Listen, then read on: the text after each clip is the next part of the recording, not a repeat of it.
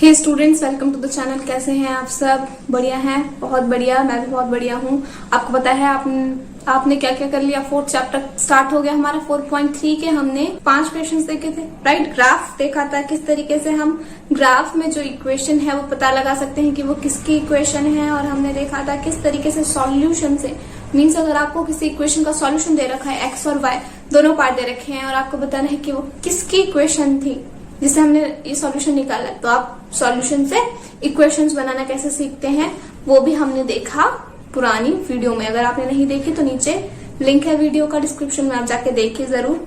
आज हम करेंगे अपना फिफ्थ तो हो गया था, 6th क्वेश्चन स्टार्ट करते हैं। 6th में हमारी वर्ड प्रॉब्लम्स हैं, so word problems are important. 6th question देखते हैं हमारा। First word problem, if the work done by a body on application of a constant force is directly proportional to the distance traveled by the body, express this is in the form of equation in two variable and draw the graph of the same by taking the constant force as 5 units। तो देखो ये थोड़ा science से related है, but आपको tension लेने की जरूरत नहीं है, बिकॉज आपने जो इसमें स्टेटमेंट में पढ़ा, हमें उसी स्टेटमेंट से इक्वेशन बनानी है। इसमें हमें कोई लॉ अप्लाई नहीं करना साइंस का, जो हमें ऑलरेडी दे रखा है स्टेटमेंट में इक्वेशंस, हमें उसी से इक्वेशन बनानी है। ओके, सो देखो क्या बोला है, work done by a body. कोई भी बॉडी मीन्स कोई भी ऑब्जेक्ट, उसका वर्क डन किसके इक्वल है? On application of a constant force. Of course work done तभी होता है जब उस पर कोई फोर्स लगता है, तभी काम होगा। Is directly proportional to the distance travel by the body. अब डायरेक्टली प्रोपोर्शनल का क्या मतलब है? डायरेक्टली प्रोपोर्शनल का मतलब होता है अगर एक चीज इंक्रीज हो रही है तो दूसरी चीज भी इंक्रीज होगी। इसका मतलब अगर फोर्स इंक्रीज हो रहा है तो हमारा टोटल वर्क डन भी इंक्रीज होगा, ठीक है। या फिर डिस्टेंस इंक्रीज हो रहा है तो हमारा टोटल वर्क डन भी इंक्रीज होगा। तो क्या बोला उसने? वर्क डन किसके डायरेक्टली प्रोपोर्शनल है? To the distance. So work done, suppose हम माने वर्क डन W है, work done is directly proportional to the distance. ये जो बीच में मैंने साइन बनाया है, ये होता है किसका साइन? हाँ, ये होता है डायरेक्टली प्रोपोर्शनल का साइन। मतलब वर्क डन किसके डायरेक्टली प्रोपोर्शनल है? डिस्टेंस के। अगर हम डिस्टेंस इंक्रीज करेंगे तो हमारा वर्क डन भी इंक्रीज होगा। अब डिस्टेंस इंक्रीज करेंगे, इसका मतलब मैंने बोला अगर डिस्टेंस 5 है और वर्क डन हमारा 10 है, अगर मैंने डिस्टेंस को डबल कर दिया तो वर्क डन भी डबल हो जाएगा। अगर हमें इस बीच वाले साइन को, मीन्स डायरेक्टली प्रोपोर्शनल के साइन को इक्वल में चेंज करना है तो हम क्या करते हैं, एक साइड किसी कांस्टेंट से मल्टीप्लाई कर देते हैं। मतलब वर्क डन को अगर मुझे इक्वल करना है डिस्टेंस के, मीन्स इस साइन को इक्वल में चेंज करना है, तो मैं क्या करूंगी, डी को मल्टीप्लाई कर दूंगी के से। के क्या है? K is any constant. Constant उसने बोला है ना, कांस्टेंट क्या है? On application of a constant force. तो यहाँ पे K क्या है? Force. So work done is equal to क्या बन गया formula? Force multiply by distance. Okay, so ये हमारी बन गया नॉर्मल फॉर्मूला। अब हम W और K D इस तरीके से नहीं ले सकते, तो हम क्या लेंगे, इनको X और Y लेट करेंगे। उसने क्या बोला है आगे, express this in the form of equation. Equation की फॉर्म में एक्सप्रेस हम कर देंगे इसको। और क्या बनाना है? ग्राफ बनाना है। Taking constant force as 5 units. मतलब हमें जो ये K लेट किया है ना कांस्टेंट फोर्स, ये क्या है? एक्चुअल में 5 है। उसने बोला है ना constant force is 5 units. It means हमें K की जगह 5 लेट करना है और हमें बताना है जो उसने आगे का क्वेश्चन पूछा है। तो पहले हम इक्वेशन बनाते हैं।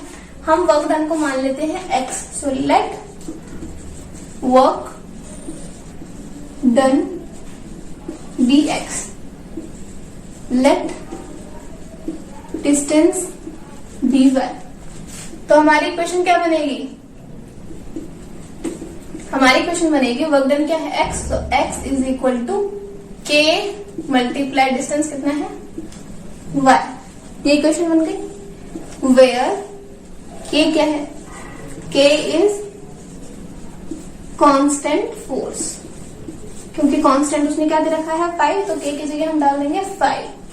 सो x इज इक्वल टू 5। ये बन गई हमारी इक्वेशन। ओके, आप इतना सिंपल से याद रखो कि अगर आपको कांस्टेंट डायरेक्टली प्रोपोर्शन के साइन को आपको इक्वल में चेंज करना होगा तो आप क्या करोगे, उस नंबर को मीन d को, उसके बाद वाला जो नंबर है उसको किसी भी कांस्टेंट से, किसी भी नंबर से मल्टीप्लाई कर दो इक्वल में चेंज करने के लिए। सो हमने कर दिया, हमारी इक्वेशन बन गई। अब उसने क्या पूछा है, उसने बोला अब इक्वेशन बन गई आपकी, अब बताओ read from the graph the work done when the distance travelled by the body is 2 units. तो आपको इसका ग्राफ बनाना है, आप ग्राफ इसका इजीली बना सकते हो। ग्राफ बनाने के बाद क्या बताना है कि डिस्टेंस ट्रेवल, अगर फर्स्ट पार्ट में क्या है 2 यूनिट्स, अगर डिस्टेंस 2 है तो वर्क डन कितना होगा, तो डिस्टेंस की जगह 2 पुट कर दो। अगर डिस्टेंस 2 है, डिस्टेंस क्या माना था y, तो डिस्टेंस अगर 2 है तो x मतलब वर्क डन कितना हो जाएगा 10। वहीं सेकंड पार्ट में क्या बोला उसने, अगर डिस्टेंस 0 है तो डिस्टेंस की जगह 0 डाल दो तो वर्क डन भी क्या हो जाएगा 0। ओके, सो हमारा अगर डिस्टेंस 2 है तो वर्क डन 10 और डिस्टेंस 0 है तो हमारा वर्क डन 0 हो जाएगा। इट मीन्स अगर एक चीज इंक्रीज हो रही है तो दूसरी भी इंक्रीज हो रही है, एक डिक्रीज हो रही है तो दूसरी भी डिक्रीज हो रही है। ओके, आप इसको जल्दी से नोट डाउन कर लो। 6 क्वेश्चन में अगर आपको कोई भी डाउट है तो आप नीचे कमेंट सेक्शन में जरूर पूछ सकते हो। अब हम देखेंगे अपना next question, that is 7th question. क्या है 7th क्वेश्चन, देखो आपकी स्क्रीन पे आ गया होगा। यामिनी एंड फातिमा, 2 गर्ल्स हैं, 2 students of class 9th of a school, तो 2 बच्चे हैं क्लास 9th के, together contributed 100 rupees toward the Prime Minister's relief fund to help the earthquake victims। Okay, मतलब कोई फंड है प्राइम मिनिस्टर रिलीफ फंड, उसके लिए उन्होंने टोटल 100 रुपीज कॉन्ट्रीब्यूट किया। 100 रुपीज टोटल, इसका मतलब है दोनों के अमाउंट मिला के टोटल 100 है। जरूरी नहीं है कि दोनों ने इक्वल अमाउंट पे करा है, 50-50 तब 100 हुआ, नहीं हो सकता है एक ने 10 रुपीज पे करे हो, बाकी 90 रुपीज दूसरे ने। तो हमें नहीं पता कि कितने किसने कंट्रीब्यूट करे हैं, बट दोनों का टोटल कंट्रीब्यूशन कितना है 100। Right a linear equation, linear equation बनानी है। बोल रखा है उसने, देखो x और y ले लेंगे हम कंट्रीब्यूशन को। so 2 बच्चे हैं तो एक के कंट्रीब्यूशन को ले लेंगे x, मीन्स एक ने x रुपए डोनेट करे, और दूसरे के कंट्रीब्यूशन को ले लेंगे y, मतलब दूसरे ने y रुपीज डोनेट करे। so 2 बच्चे हैं हमारे, कौन कौन से, यामिनी एंड फातिमा। क्या लिखेंगे, लेट कंट्रीब्यूशन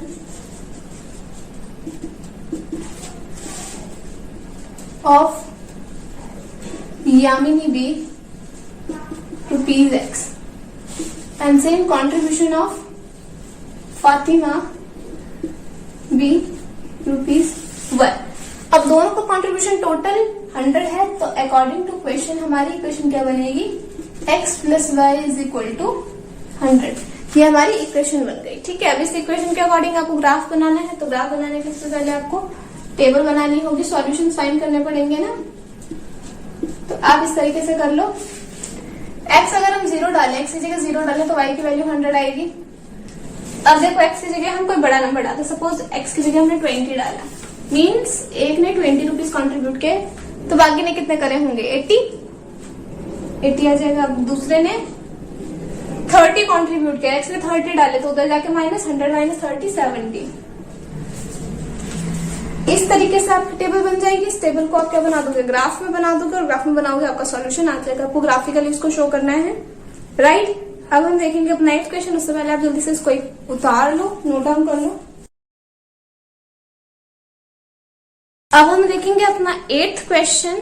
अगर आपको पीछे के 2 क्वेश्चंस में कोई भी डाउट है तो आप नीचे कमेंट सेक्शन में जरूर पूछेंगे। 8th क्वेश्चन पढ़ते हैं। In countries like USA and Canada, countries हैं तो यूएसए और कनाडा एग्जांपल लिया है उसने, टेम्परेचर के बीच में रिलेशन बता रखा है। ठीक है, टेम्परेचर हम यहाँ पे क्या नापते हैं, किसमें क्या यूनिट होती है, सेल्सियस, तो वहां पे क्या क्या होती है, फ़ारेनहाइट एंड सेल्सियस। ठीक है, इज मेजर इन फ़ारेनहाइट, तो यूएस और कनाडा में फ़ारेनहाइट में हम टेम्परेचर नापते हैं, आपने पढ़ा होगा साइंस में भी। और हम इंडिया में, like India, it is major in Celsius. हम यहाँ पे क्या किस में मेजर करते हैं, सेल्सियस में मेजर करते हैं, और बाहर की कंट्रीज में फ़ारेनहाइट में। तो दोनों टेम्परेचर के बीच में, दोनों यूनिट्स के बीच में जो हम यूज करते हैं, उनके बीच में क्या रिलेशन होता है नीचे दे रखा है। Here is a linear equation that converts Fahrenheit to Celsius. Means हमें फ़ारेनहाइट और सेल्सियस के बीच का क्या दे रखा है, रिलेशन दे रखा है। F is equal to 9/5 into C plus 32। तो C क्या है, सेल्सियस, F क्या है, फ़ारेनहाइट। क्या बताना है, ड्रॉ द इक्वेशन। इक्वेशन बनानी है, सेल्सियस को लेना है x और फ़ारेनहाइट को लेना है। सबसे पहले हम लिख लेते हैं कि क्या रिलेशन होता है। So relation is F is equal to, so this is our equation. Celsius को लेना है x, सो ले लो let Celsius be X and Fahrenheit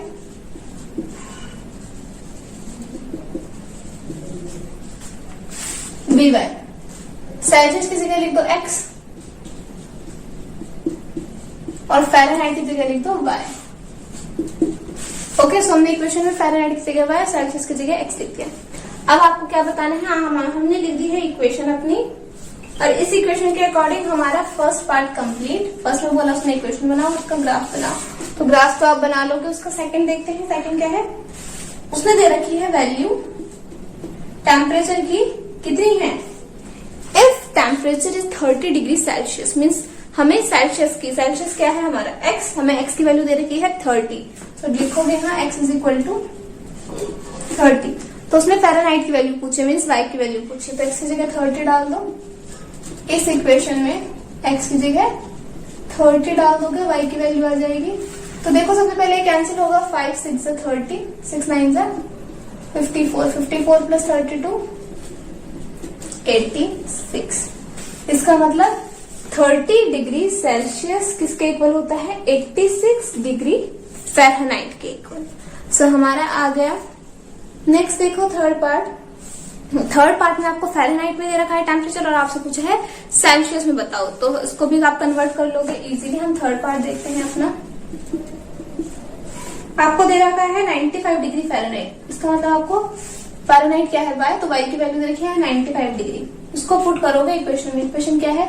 y is equal to 9/5x plus 32, right. अब करो इसको जल्दी से पुट। चलो क्या है? x की जगह कुछ नहीं बट y की जगह 95 डाल दो, y की जगह 95। अब देखो 32 प्लस हो रहा है, यहाँ आके माइनस होगा और 9/5x हमारा ऐसे ही रहेगा। इसको माइनस कर दोगे तो कितने आएगा आपको? 63। 5 डिवाइड हो रहा है, यहाँ के मल्टीप्लाई हो जाएगा, 9 मल्टीप्लाई में है, यहाँ डिवाइड हो जाएगा। 7 9 63, 7 पे जाएगा, 7 5 35। तो मतलब 95 डिग्री फ़ारेनहाइट का क्या मतलब होता है? 35 डिग्री सेल्सियस। ओके, इसको जल्दी से नोट डाउन कर लो, फिर हम इसका लास्ट पार्ट करते हैं।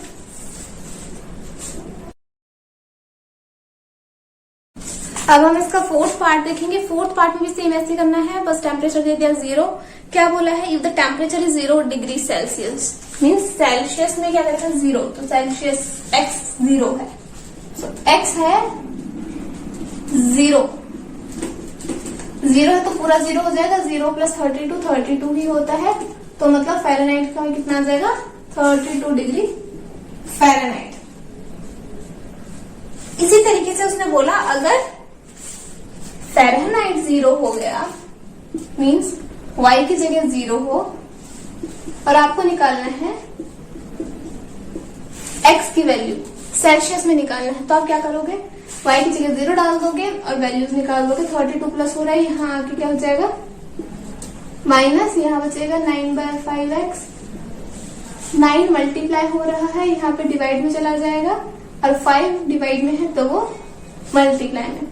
मल्टीप्लाई करोगे ऊपर, 5 2 से 10, 5 से 15 एंड 1 16। सो आपका सेल्सियस में टेम्परेचर क्या आ जाएगा?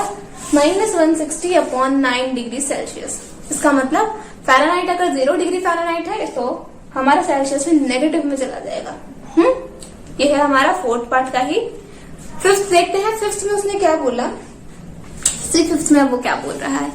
If there is a temperature which is numerically the same in both Fahrenheit and Celsius, means Fahrenheit में भी वही वैल्यू है और सेल्सियस में भी वही वैल्यू है। जैसे हम यहाँ देख रहे हैं ना कि फ़ारेनहाइट में अगर 0 चला गया तो सेल्सियस में तो चेंज हो जाएगा, सेल्सियस में 0 हो गया तो फ़ारेनहाइट में कुछ और होगा। बट कोई तो ऐसा टेम्परेचर हो, कोई तो ऐसी वैल्यू होगी जो फ़ारेनहाइट में भी वही है और सेल्सियस में भी वही है। इसका मतलब कोई तो ऐसी वैल्यू होगी जिसमें एक्स और वाई दोनों इक्वल होंगे। तो बताओ वो कौन सी वैल्यू है? It is simple. हमें क्या करना है? पहले तो इक्वेशन लिखनी है हमारी, ये हमारी इक्वेशन है। अब आपको दोनों इक्वल करने हैं, मतलब y और x आपके कहां पर इक्वल होंगे? y की जगह क्या लिख दोगे? x लिख दोगे क्योंकि y हमें x के इक्वल है, y x के इक्वल हो जाएगा। ये जो 9/5x है ये हमारा माइनस हो रहा है, तो लेफ्ट हैंड साइड जाके क्या हो जाएगा, प्लस हो रहा है, यहाँ पे जाके हो जाएगा माइनस 32 एज इट इज रहेगा। अब इसमें आप एलसीएम लोगे, ओके, 5 1 जा 5, ऊपर 5 आ जाएगा, 5 - 9 -4, so -4/5x is equal to 32। Okay, तो हमारी ये इक्वेशन बन गई। अब देखो हमें x की वैल्यू निकालनी है, तो -4/5 क्या हो रहा है, यहाँ पे मल्टीप्लाई हो रहा है ना x से, उधर जाके डिवाइड हो जाएगा। इट मीन्स x यही रहेगा, 5 डिवाइड हो रहा है तो मल्टीप्लाई, -4 मल्टीप्लाई हो रहा है तो डिवाइड। 4 से 32 कैंसिल, 4 8 जा 4 7 4 7 4 8 जा 32, माइनस का साइन ऊपर आ जाएगा, 8 5 जा 40, करेक्ट। तो हमारा आंसर क्या आ गया, -40। मतलब x की वैल्यू -40 होगी। अगर मैं x की जगह -40 डालूं तो y की वैल्यू भी -40 आएगी। हम इसको चेक भी कर सकते हैं। देखो x की जगह हम -40 डालें, ये है ना, x की जगह हम डालें -40, तो देखो y की वैल्यू भी -40 ही आएगी।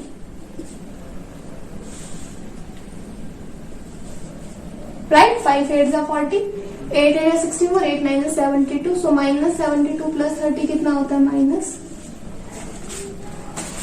तो देखो सेम आ गया ना हमारा, फ़ारेनहाइट में भी वही आया है और हमारा सेल्सियस में भी वही आया है। तो कौन सी ऐसी वैल्यू है, कौन सा ऐसा टेम्परेचर है जहाँ पे फ़ारेनहाइट और सेल्सियस इक्वल होते हैं, वो टेम्परेचर है -40। अब कुछ भी बोलो, -40 डिग्री सेल्सियस या फिर -40 डिग्री फ़ारेनहाइट, बिकॉज दोनों तो सेम ही है। इसको भी नोट डाउन कर लो जल्दी से। सो ये एक्सरसाइज भी हमारी फिनिश हो चुकी है। अगर आपको इस एक्सरसाइज में कोई भी डाउट है, ओके, कोई भी डाउट है, तो आप क्या करोगे, नीचे कमेंट सेक्शन में लिखोगे, मुझसे पूछोगे, और अगर नहीं है डाउट तो वो भी मेंशन करो कि हमें कोई डाउट नहीं है। राइट, अब देखो हमने लास्ट एक्सरसाइज बची है हमारी। लास्ट एक्सरसाइज में 2 क्वेश्चन है, वो भी मैं आपको करा देती हूँ, बिकॉज लास्ट एक्सरसाइज के 2 क्वेश्चन बहुत ही सिंपल हैं। वो ऑलरेडी आपने कर रखा है कि किस तरीके से हम स्टैंडर्ड इक्वेशन में लिख सकते हैं जो इक्वेशन गिवन है उसको। फर्स्ट पार्ट देखते हैं हम अपना एक्सरसाइज 4.4 का। 4.4 का हम क्वेश्चन करेंगे और हमारा चैप्टर फिनिश हो जाएगा। नेक्स्ट वीडियो से हम 5th चैप्टर स्टार्ट करेंगे। ओके, सो फर्स्ट क्वेश्चन क्या है, give the geometric representation of y = 3 as an equation. Means एक इक्वेशन है, क्या है, 4 = 3, इसको हमें स्टैंडर्ड फॉर्म में लिखना है। बट किस तरीके से स्टैंडर्ड फॉर्म में लिखना है, फर्स्ट पार्ट क्या है, इन 2 वेरिएबल, मतलब इक्वेशन इन 1 वेरिएबल और दूसरा है 2 वेरिएबल। मीन्स हमें इक्वेशन इन 1 वेरिएबल में लिखना है और एक में इक्वेशन इन 2 वेरिएबल की फॉर्म में लिखना है। आपको पता है 1 वेरिएबल में क्या होता है, स्टैंडर्ड इक्वेशन हमारी जितनी भी होती है उसमें इक्वल की दूसरी साइड 0 होता है। ओके, तो हमारी इक्वेशन क्या गिवन है, हमें y = 3, y = 3 गिवन है। अब इक्वल की साइड 0 होना चाहिए, इक्वल की दूसरी साइड 3 इधर प्लस में है, इधर आके माइनस में। सो y - 3 = 0, ये हमारी क्या हो जाएगी, इक्वेशन इन 1 वेरिएबल। सी एक ही वेरिएबल है एंड स्टैंडर्ड फॉर्म में है। क्यों स्टैंडर्ड फॉर्म में है, क्योंकि इक्वल की दूसरी साइड हमारा 0 आ गया। सो हमारी इक्वेशन इन 1 वेरिएबल बन गई। अब हमें अगर बनानी है इन 2 वेरिएबल, 2 वेरिएबल में क्या चाहिए, x भी चाहिए, x भी चाहिए। हमारी स्टैंडर्ड इक्वेशन क्या होती है, ax + b y + c = 0। इस तरीके से बनानी है इक्वेशन, x भी चाहिए। ये तो है इक्वेशन इन 1 वेरिएबल। अब 2 वेरिएबल में क्या, ये तो एज इट इज ही रहेगा। देखो by वाला पार्ट है, c वाला पार्ट है, क्या नहीं है, ax नहीं है, x तो है ही नहीं, तो हम a की जगह क्या डालें, हम लिख देंगे उसकी जगह 0। ठीक है, तो यहाँ जहां पर x है ही नहीं तो उसकी जगह लिख दोगे आप 0x +। ओके, तो हमारा आ गया 0x + y - 3 = 0। देखो इक्वेशन में कोई चेंज नहीं है, बट ये वाली इक्वेशन इन 1 वेरिएबल है और ये वाली इक्वेशन इन 2 वेरिएबल है। ओके, नेक्स्ट क्वेश्चन देखते हैं। नेक्स्ट क्वेश्चन भी सेम यही है, 2x + 9 = 0। अब ये जो इक्वेशन हमें दे रखी है ये तो ऑलरेडी स्टैंडर्ड फॉर्म में है इन वन वेरिएबल, तो हमें चेंज करने की जरूरत नहीं है। बट इन टू वेरिएबल के केस में क्या होगा, हमारे पास x है, हमारे पास y नहीं है, तो y की जगह क्या लिख देंगे 0y, बाकी सब एज इट इज बस इस फॉर्म में लिख देंगे। पहले x वाली वैल्यूज, फिर y वाली वैल्यूज, उसके बाद कांस्टेंट और इक्वल की दूसरी साइड 0। तो ये बन गया हमारी इक्वेशन इन टू वेरिएबल और ये वाली हो गई हमारी इक्वेशन इन वन वेरिएबल। आप इसको जल्दी से नोट डाउन कर लो। सो आपने कर लिया है अपनी एक्सरसाइज 4.4 भी फिनिश। आई होप आपने नोट डाउन कर लिया सारा। 4.1 से लेकर 4.4 तक हमने सारी एक्सरसाइज चैप्टर की फिनिश कर दी। चैप्टर 3 और चैप्टर 4 जो हमने अभी अभी सॉल्व करे हैं वो दोनों क्या है, को रिलेटेड है। मीन्स जो चैप्टर 4 है उसका बेस क्या है, चैप्टर 3। चैप्टर 3 आपको समझ आएगा तो ये आपको चैप्टर 4 समझ आएगा। चैप्टर 4 समझ आ गया तो चैप्टर 3 आपके लिए बहुत ईजी होगा। तो ये दोनों क्या है, एक दूसरे से जुड़े हुए हैं, एक दूसरे से कनेक्टेड है। ठीक है, तो 3 और 4 चैप्टर हमारे फिनिश हो चुके हैं। अब हम अपनी नई एक्सरसाइज, नया चैप्टर, नया कॉन्सेप्ट सीखेंगे चैप्टर 5 में नेक्स्ट वीडियो में। ओके, तो अगर आपको सारा समझ में आया है अभी तक तो जल्दी से वीडियो को लाइक कर दो और अपने दोस्तों में शेयर कर दो। कमेंट करके बताओ आपको कोई डाउट है या कोई डाउट नहीं है, right. So don't forget to subscribe the channel, because subscribe नहीं करोगे तो आपको पता नहीं चलेगा कि चैप्टर 5 हमारा कब स्टार्ट हो। Okay, so good bye, take care.